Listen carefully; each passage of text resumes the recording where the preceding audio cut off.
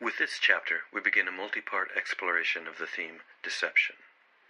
According to Sun Tzu, all warfare is based on deception.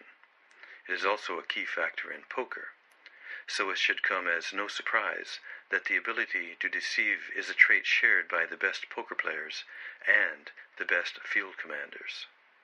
In both, hiding your true strength is critical to both offense and defense. Chapter 9 is about three of a kind. Trips are the lowest ranking of our four target hands, but as you'll see, they're much more powerful than that rank would suggest. Besides being a legitimate target hand in their own right, a so-called value hand, trips are a milestone toward making a full house. This gives them a unique position among our target hands. As we saw earlier, full houses have two playable milestones, two pair and trips.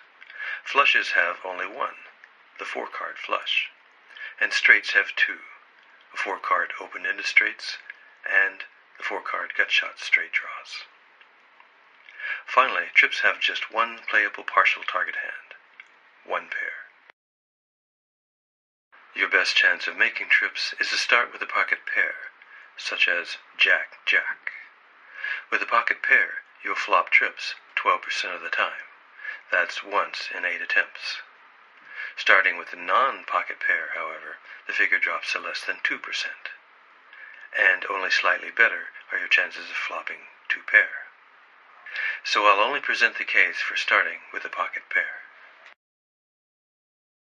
If you succeed in flopping trips, you have a 33% chance of making a full house by the river, implying a break-even point of 3. However, if you miss trips on the flop, you still have a chance of making them. Each time you are dealt a pocket pair, you have a 20% probability of making trips by the river, or once in 5 attempts. This equates to a break-even point of 5, so you only need a moderately loose game to justify staying in the hand until you've seen the river card. When trips are based on a pocket pair, they're called a set. One of the biggest advantages of making a set is its stealth quality. Just by looking at the community cards, no one would have any reason to suspect that you've just made a target hand. So you have a distinct advantage over other value hands. And in this example, you are sure to get plenty of action from any players hoping to make a straight. As it turns out, once you've flopped a set, your probability of making a full house exceeds your percentage pot contribution against any number of drawing opponents. Put simply, if you think you have all the other value hands beat, then you're always justified in forcing more money into the pot against any number of drawing opponents. This is perhaps the most remarkable result of flopping a set. If your set is based on the highest card on the board, then you're justified in raising as much as your opponents will allow. This is truly one of those cases in which Sun Tzu spoke of first making yourself invulnerable, and then hoping for an opponent to foolishly offer you a chance to defeat him. This is in sharp contrast to trips made from a non-pocket pair, where it's plain to see that anyone holding a jack has flopped trips. Even worse, there's the potential for an opponent to have the fourth jack, and possibly making an even better value hand. This couldn't have happened if you'd flopped a set. Compared to straights, defending your trips will be fairly uncomplicated. To make the nut trips, they need to be based on the highest card showing on the board. Unfortunately, if another player holds higher trips, you won't be able to beat him even by making a full house. If you make a full house, so will he. You'll typically only beat him by making quads, which will occur fewer than once in 20 attempts. So once you're behind an opponent, you have very little chance of overtaking him. Anytime you hold less than the nut trips, it can spell trouble if the board pairs more than once. In this example, you flopped a full house and currently hold the best hand. However, if the board pairs again, anyone holding a king will have overtaken you. But, as you'll see in a later section, you may be able to safely assume that no such opponent exists.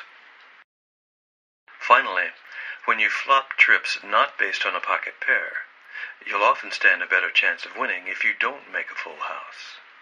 In this example, you flop trip 2s and currently hold the best hand, but once the board pairs 3s, thereby giving you a full house, anyone holding a 3 has you beat. Now let's review what we know about trips. A set is the best way to make trips. You won't need to share your trips with anyone else, and it's almost impossible for an opponent to detect that you've made 3 of a kind. Starting with a pocket pair, you'll make trips by the river 20% of the time, and if you flop trips, you'll make a full house 33% of the time. Whenever you flop the nut trips, you're justified in raising to any level against any number of drawing opponents. In short, trips are a powerful hand, especially when they're based on a pocket pair. Hello, this is Tyson Wood. Our goal here at Strategic Hold'em is simple, to help you play smarter poker. You can help us spread the word by sharing our web address with a friend. And you can help us keep the lights on at Strategic Hold'em by making a donation. We plan to continue our research and release more poker tutorials as new results come available. If you have any topic suggestions, please send them to feedback@strategicholdem.com. All your comments are welcome. We'd particularly like to hear about your most successful bluffing tactics. On behalf of the entire team at Strategic Hold'em, good luck and good hunting.